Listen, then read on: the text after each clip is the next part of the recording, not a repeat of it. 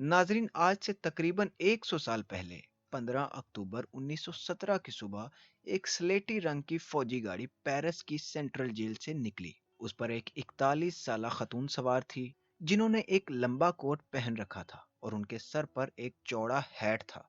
और 15 अक्टूबर 1917 से ठीक 10 साल पहले इस खातून ने यूरोप की दारुल हुकूमतों को अपने कदमों पर झुका रखा था। यह खातून वो शोला थी जो कमाल का डांस करना जानती थी, और उसके चाहने वालों में वजीर, सनतकार और जनरल शामिल थे। लेकिन फिर वर्ल्ड वार वन शुरू हो गई, जिसने दुनिया को बदल कर रख दिया।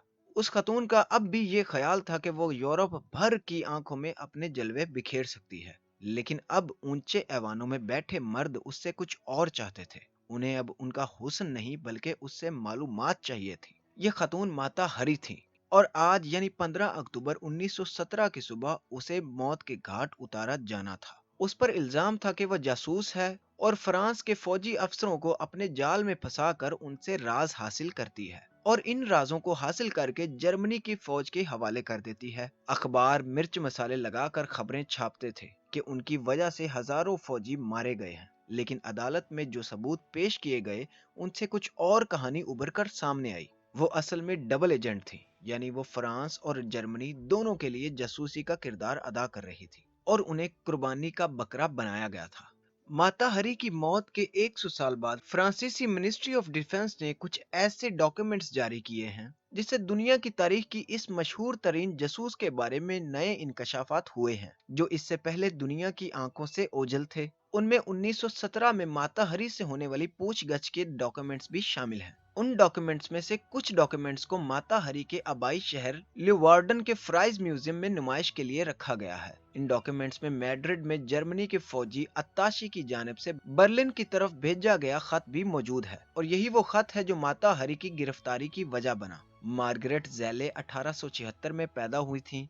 कहा जाता है कि उनका मशहूर नाम माता हरी इंडोनेशियाई जुबान से आया, जिसका मतलब है दिन की आंख, यानी कि सूरज। कम उम्री में शादी और फिर शादी से छुटकारा हासिल करने के बाद उन्होंने पेरिस में बतौर डांसर जबरदस्त फेम हासिल किया। फ्राइज म्यूजियम के मैनेजर हांस ग्रोइन वेग कहते हैं, पिछली सदी के शुरू में यूरोपीय दारुल हुकूमतों में उन्होंने जो कुछ किया, उसकी वजह से जासूसी के बगैर भी माता हरी को आज भी याद किया जाता है। उन्होंने बड़ी हद तक स्ट्रिप टीज डांस, यानी कि आधे नंगे जिस्म के साथ डांस करने की रिवायत को जन्म दिया। उनकी तस्वीर आज भी मौजूद हैं। वो अपने जमाने की सेलिब्रिटी थी। आज माता हरी को सिर्फ जासूसी की वजह से याद किया जाता है। पिछले सालों में कई तारीखदान उनके डिफेंस में सामने आए हैं, बल्कि कुछ तो यूं कहते हैं कि उन्हें इसलिए कुर्बान कर दिया गया कि फ्रांसीसी हुकूमत को जंग में नाकामियों की वजह पैदा करना था। फेमिनिस्ट ये कहते हैं कि माता हरी को इसलिए निशाना बनाना बेहद आसान था कि उन पर बुरे किरदार का इल्जाम था, जिसकी वजह से उन्हें बड़ी आसानी से फ्रांस का दुश्मन करार दिया गया। नए डॉक्यूमेंट से पता चलता है कि माता हरी ने मैड्रिड में जर्मन मिलिट्री अताशी आर्नल्ड के साथ रिलेशन कायम किया हुआ था। इस वक्त वो फ्रांसीसी खुफिया इदारों के लिए काम कर रही थी, और उसका मकसद जर्मन नेटवर्क्स का पता चलाना था। लेकिन आर्नल्ड फॉन्ड ने एक खत जर्मनी भेजा, जिसने माता हरी का भांडा फोड़ दिया। इस खत में H-21 नामी एक जर्मन जासूस का जिक्र था। इसमें उसका पता, बैंक की तफसीलात, हत्ता के माता हरी की मुलाजमा का भी पता दर्ज था।